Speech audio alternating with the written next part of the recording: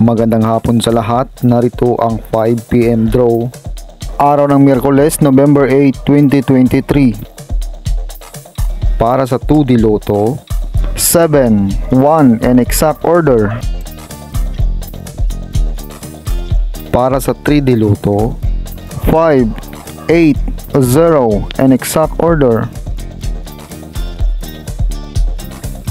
Congratulations sa mga nanalo. Mag-like, subscribe para updated kayo sa mga susunod na draw. Maraming salamat at magandang hapon.